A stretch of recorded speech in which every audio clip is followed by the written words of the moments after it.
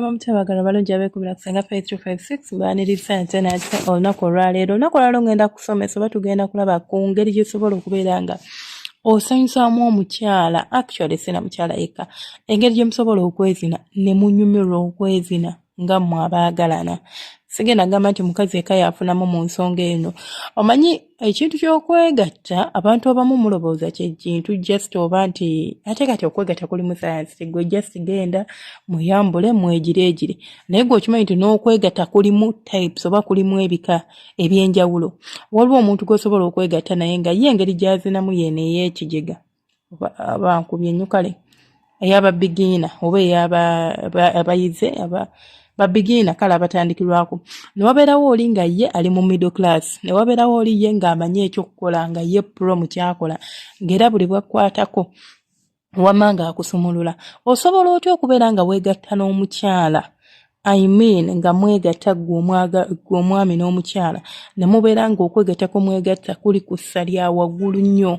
Ekisookera ddala bw'oba ogenda okwegatta n'omuntu kanjogere ku basajja kusooka making sure nti cause kino I would advise kino tukigeze ku bantu abafumbo bakatunuire kala baagalana oba abantu abafumbo babeera bombi nabagamba oluusi njogera baagalana kuba ngamba nti senga abantu nga si bagatte tebaba bafumbo so kanjogere ku bantu ababeera bombi oba abafumbo.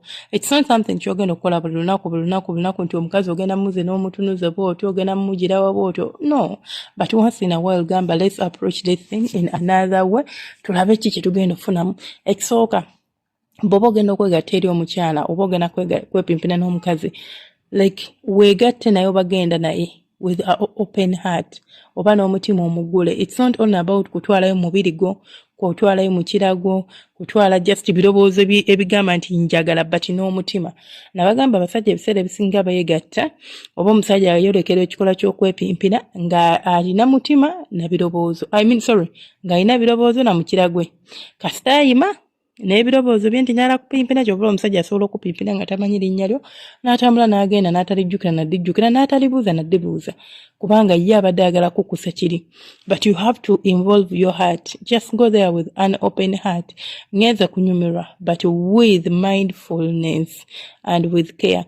Buli bw'ogenda okwegatta oba buli bw'oyingira ekikola ky'okwegatta nga ogenze n'omutima gwo ate nga guli open tegulimu sakka yenna nti ng'omuntu anagamba bambi yannyaniriza n'omutima omwerufu bambi yannyaniriza bulungi kati naawe yaniriza omukwano guno oba yaniriza ekikola ky'okwepimpina n'omutima gwo nga totaddeemu nkenyera oba kinaaba kitya oba teriimu aho ojja kubeera ng'onyumirwa nnyo ebintu by'okwepimpina. Namba 2 bw'oba ogenda okwegatta n'omukyala yenna making sure nti like omubiri gwo gwonna gugenda kuparticipatinga mu nsonga zino. Gwe omusajja ayagala okuzina omukazi omusiriwaze simanyi omuwunzo I know mwagala nnyo okusanyusa abakyala muzina abeere ng'alowooza ku nze nzekka muzine bye batamuzinangako kale making sure nti omubiri gwo gugenda kuparticipatinga. Abasajja ebiseera ebisinga kitundu kya kyama kyokka kye kiparticipating engalo tezirina kye zikola egundi amaaso. Waliwo ekintu kye tuyita meditation mu nsonga z'okwegatta. Yeah, you can meditate through your eyes. Like omuntu n'omutunuulira like very calmly. Omanyi omuntu omutunuulira with calmness n'obeera nga ayagala okusoma omwoyo gwe. Bw'otyo bw'osobola okikola so amaaso temugakozesa emikono temugikozesa emimwa temugikozesa omubiri. Bwenjogera omubiri akantu kankanze bwenjogera omubiri njogera nti omubiri gwonna tuguteeka mu kikolwa kino in a weak sense nti olina okuba ng'ogenda kubeera ng'ozina omukazi naye nga omubiri gwo oguteeka ku mubiri gwe.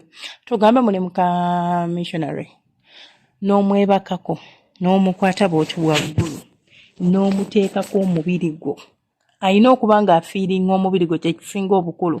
Ate omusajja azina emmanda mu kikula bwekiti be basajja b'osanga nti abasajja b'osanga nti asobola okuwangaala eddakiika ezisuuka ku zino eza bulijjo.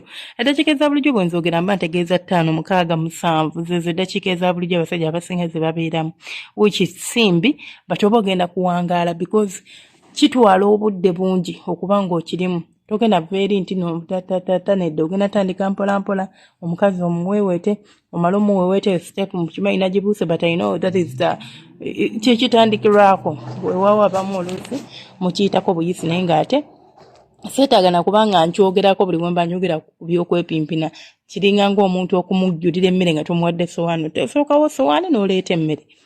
Then n'ekirala eyiminga nnyo mu kubeera ng'ozina omukazi ng'okimanyi nti ogenda kumuwa kye tuyita full body orgasms. Nti omukazi osobola omutuusa ku ntikko ng'agenda ku exploding omubiri gwonna gwonna gugenda ku ki experiencinga. Omukazi waba omuwadde just kino osobola okyakiivinga ebiseera ebisinga ng'omukazi omuzinye mu mmana. Nasomesezzaako emabega oba simanyi I think video najita oba si kyo ekyaliwo tenaba kuteebwa but anytime soon nga tusoma ku ngeri gy'osobola okubeera nga oleetera omukazi okusammula omubiri gwonna ne gubeera nga guli involved mu kintu kino kye nandiise full body orgasms. Nti osobola kitukako nga ebiseera ebisinga oli muki munnabunyaaye munda kubanga bino ebirala bibeera nga bw'olaba sinaaka nti yesu okyamuka but those are just contractions ezibeera mu bitundu byaffe ebyekyama omukazi zaafuna n'asamula naye wali omubiri gwo gwonna gubeera tensed up relaxed and n'obeera ng'osamula nti obeera nga weevu omanyi nga what is a wave kale omanyi ng'ekintu ekinaakuyita mu mubiri gwo gwonna nekiryoka kikukakkanya naye nga kibeera waggulu ku mutwe ne kikuyitamu paka eri wansi mu bigere then n'okkakkana kye tuyita full body orgasm. Nti omubiri gwo gwonna gu explodinga gunyumirwa gukola ki nti making sure nti omukazi oba omupimpina at least ngambye tekigenda beera kya bulijjo kakasa nti ogenda kumuwa ekyo tegenda muwa kuno okumala okwa bulijjo nti muweewesa omusino osoma mukubi akakyabali nedda but ngenda muwa okwepimpi ngenda muwa okumala oba okusamula okw'omubiri gwonna. Then n'ekirala ky'olina okubeera ng'ofokasingako nabagambye omeditatinga.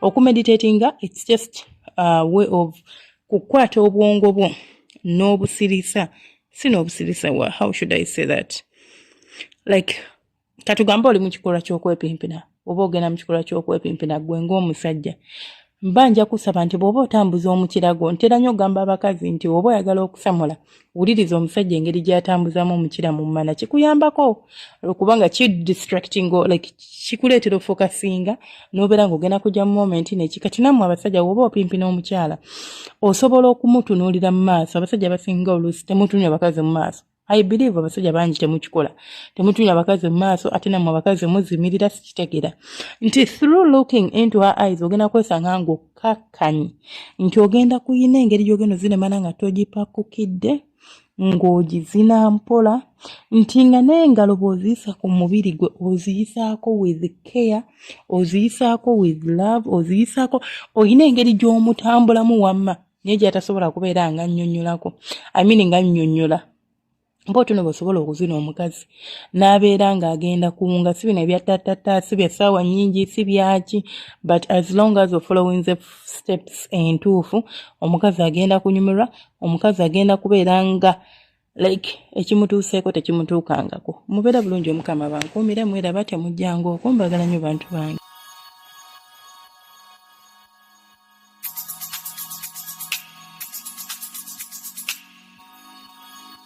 Yeah.